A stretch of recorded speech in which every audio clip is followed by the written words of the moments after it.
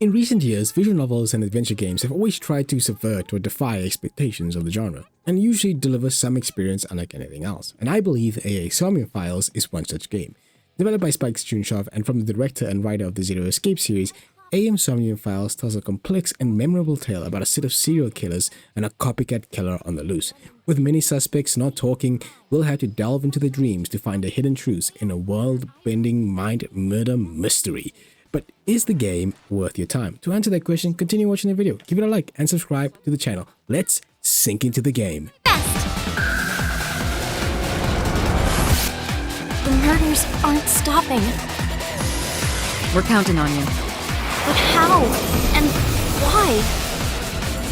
Search for leads inside the subject's dream. We're going to catch them soon, aren't we? I harbor no grudges against you. Yeah! What? Lila, look! The wall! That happened at 3 a.m. Sorry, by the way. About Shoko Nadam. I'm me, of course. Wait, stop! Do you realize how Centrifugal force is gonna I tear it am? apart! Stop! I don't ever want to. Shadow. Must be.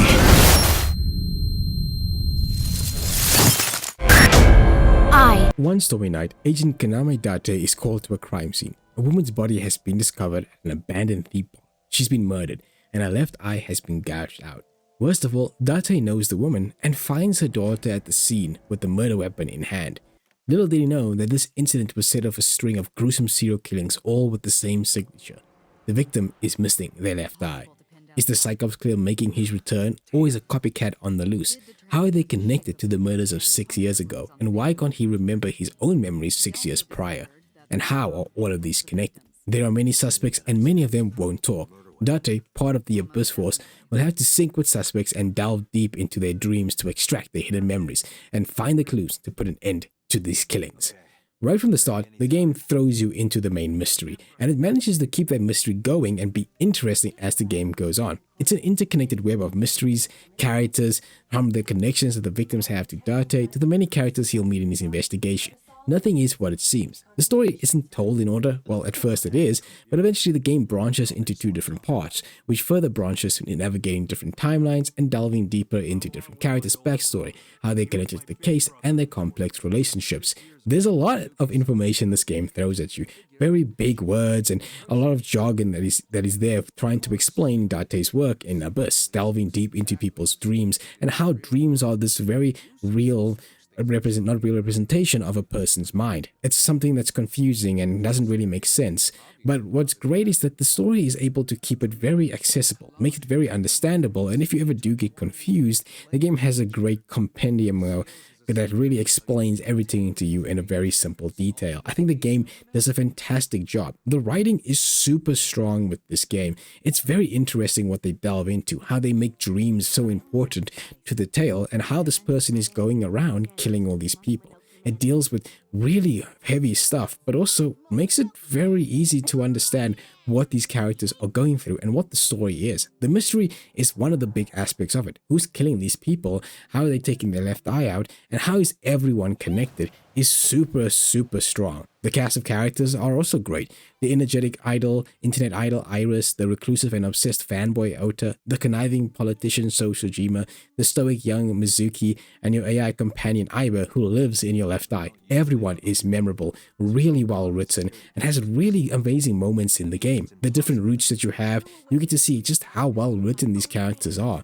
And no one really feels like they're just there to be jokes. I mean, there are some side characters here and there, but everyone does play some important role in the game.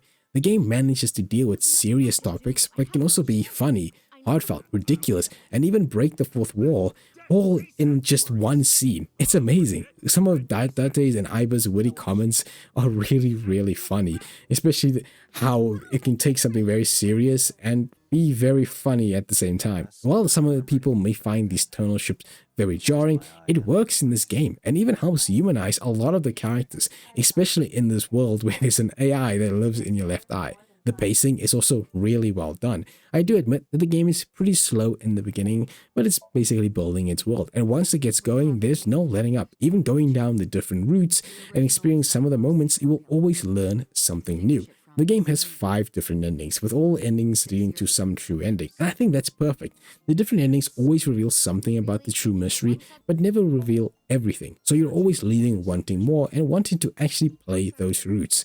It's not weighted down by endings that mean nothing, as in most visual novels, you get like a lot of endings, and yeah, you really only get 5. So joke endings, while they are joke endings, are very hard to get, but you have to go out of your way. Every ending just feels like it adds on to the overall story, which is really well done. It's great writing with some great characters, witty, humorous, and sad. Overall, if you loved the Zero Escape series or Danganronpa, you'll definitely love this game. But I think what I love the most is that it cuts out a lot of the fluff and filler and makes every conversation and route and choice matter. I love this game's style, and it really is one that is super memorable. I don't think you'll forget any of these characters and how well this game is written. It's surprisingly well done. Overall, I really enjoyed it. Throw bag at your feet. What?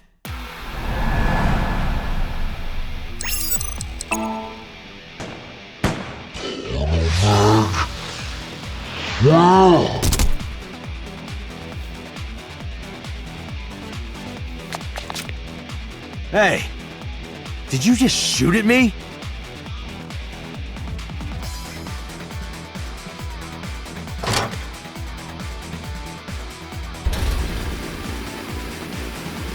Hey, whoa, wait a minute!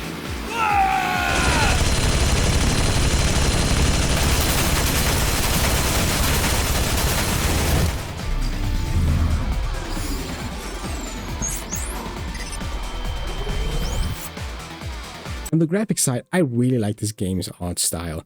It's something, again, very unique. It looks nothing like the other series of the Zero Escape series, and it's very reminiscent of Fire Emblem Three Houses, and I really liked how that game looked. Character designs are very great and very memorable.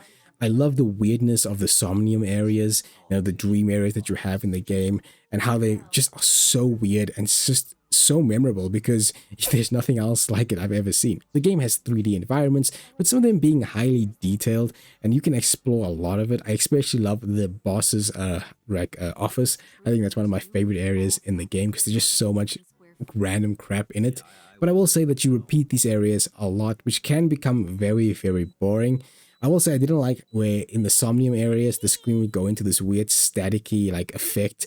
That would really hurt my eyes and just made it really hard to experience and look around in those areas. On the audio side, voice acting here is top notch. I played this game in English and there are some amazing performances in here. I think Date, Iva, the person that plays Iris is also really good. Iris's mom is also fantastic, and yeah, everyone is doing some really good work here, some amazing jobs. And like even in the heartfelt moments, this game really doesn't let down in its voice acting. I know most people will play in the Japanese voices, but don't sleep on the English dub. Not to mention that there is a lot of voice acting in this game. Nearly every single line is voiced, with besides being like Date's like intimate thoughts, like all of it is voiced, which is great. The music is great too, some really amazing tracks. I like the main theme, and then there's just some really fun side themes that the game has. Overall, this presentation is great, makes it stand out on its own, and the voice acting is really, really good. Let's play a game. Shadows! Thread? Silhouette? A-set! Fears! Upset? Regret? A-set! Water! Wet? Sweat? A-set! Yay! A-set, you bet! The magnetic currents in the atmosphere are clearly causing aberrant behavior. We should leave. At once. When it comes to the gameplay, Somnium Files is a visual novel, but it's also a puzzle game at the same time. First, the visual novel side is nothing super special. It does all the normal visual novel stuff. You'll go from location to location, you'll talk to people there, talk to with different dialogues, and repeat and rinse. Nothing much is different in that area. There are some cutscenes in the game, and there are even some quick time events that do play out, but most of the time it's still the same visual novel stuff that you get in any other visual novel. The difference is the Somnium part of the game, the puzzle section of the game. At certain points, you'll delve into people's dreams to find out the answer, and to do that, you need to break their mental lock. Delving into people's dreams is the main thing of the game, and that's where the Somnium part of it, they call it the Somnium puzzles.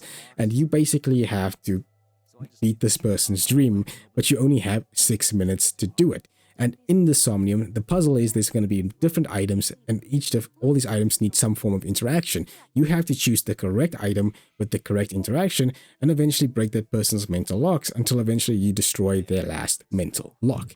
There's just one issue. One, you have 6 minutes to do it all in. And the other trick is that every item you interact with will take time. So whatever interaction you choose will take some time. For example, one interaction could take 10 seconds, another could take 30 seconds, some could even take 120 seconds. So you have less than 6 minutes to beat the puzzle. To combat this, you can make use of something called timies. These items will reduce the time certain interactions will take. So, for example, let's say one interaction will take you 30 seconds, but you have a timey item that will cut it down in half, so that 30 seconds goes to 15 seconds, or one that will give you a 1 second time or 30-second time. It's making use of these timies at different interactions that will take most of your time. The whole point of it is to beat the Somnium within 6 minutes. But there's another catch. You also get something called death timies, and these will increase the time no matter what. When you get these, you have to make use of them. You can't skip them. So for example, most of the time they're like a ×2. You could take a 60-second interaction, will go 120 seconds.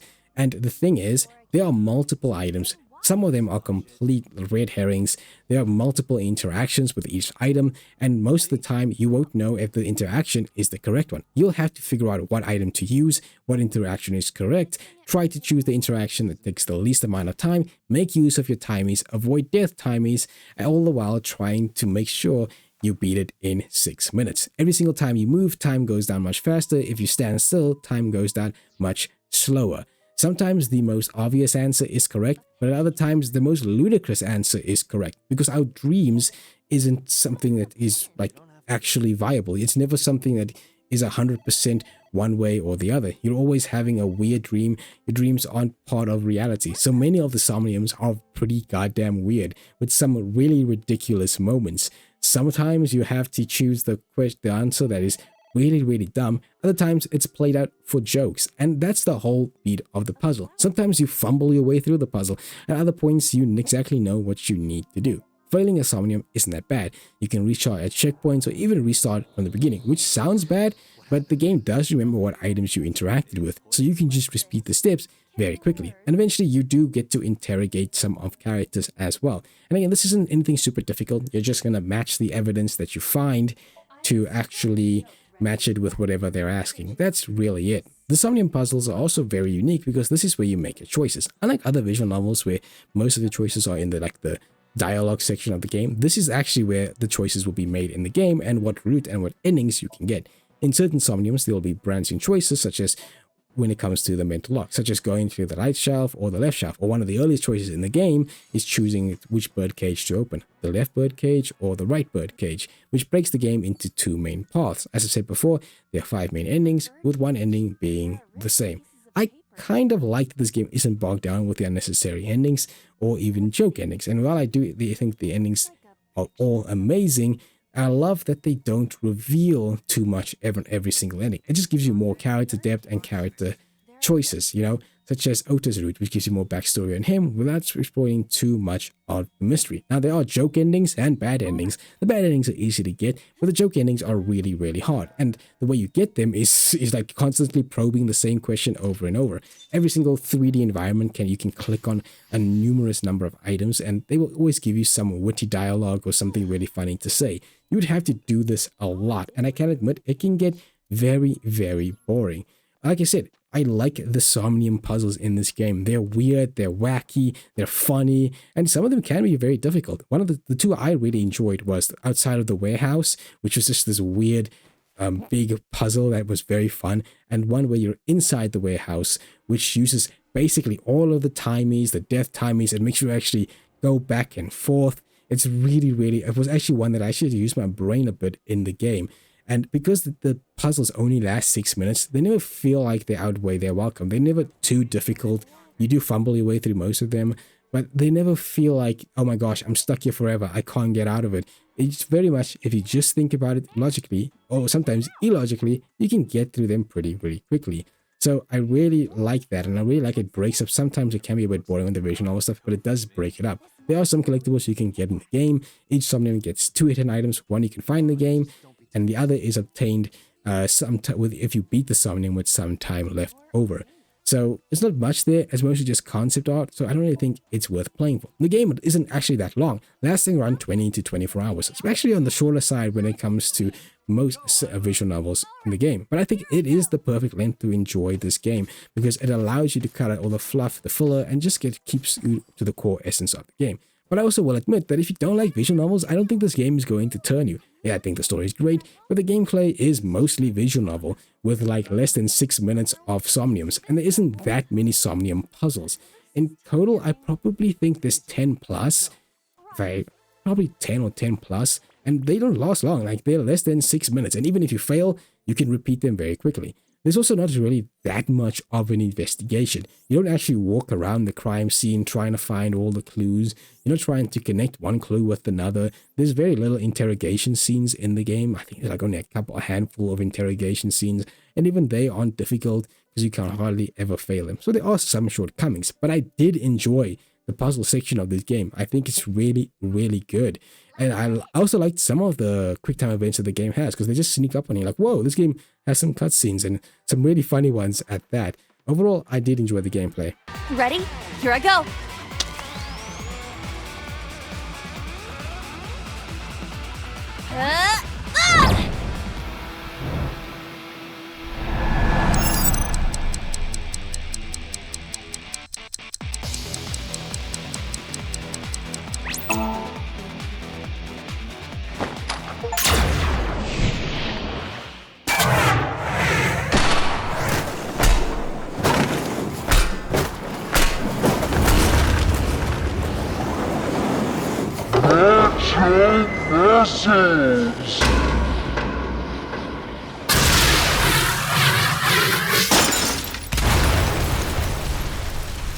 So, is AM Somnium Files worth your time? The answer is yes. I love this game. The story, while initially slow, is gripping and interesting and really well written. The cast of characters are wonderful and memorable. The game strikes a good balance with being funny and ridiculous, but also having really good emotional moments. The Somnium puzzles don't overstay their welcome and help break up the visual novel aspect, but they're also weird, wacky, and completely different than any other puzzle game I've ever played. The game is around 20 plus hours, which I think is totally fine. The 5 endings are pretty good as well, so it doesn't have any of the crazy endings that you need to get, and it cuts out a lot of the fluff and filler you may have in other titles. If you enjoyed Danganronpa, 999, Virtue's Last Reward, any of those titles, you'll definitely enjoy this game. But I will also say that if you do not enjoy visual novels, I don't think this game will turn you. Overall, this game is definitely worth a purchase and worth a playthrough. You can also find it on sale, like a lot of times it goes on sale. There's also a sequel and another sequel, I believe, or a spin-off that is currently that just came out now. So I'm very interested to play those titles as well. I will definitely be playing the sequel. If you guys enjoyed this video, please give the video a like, subscribe down below, comment down below, give me some more visual novels that you think may be really fun to play. Overall, I'll see you guys in the next one.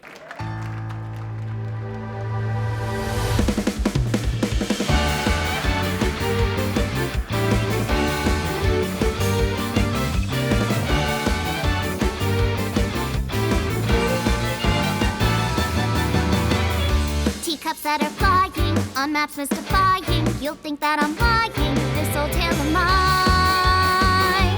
A journey through time. A permanent fire, cold frost on the pyre. Fruit never expires, you've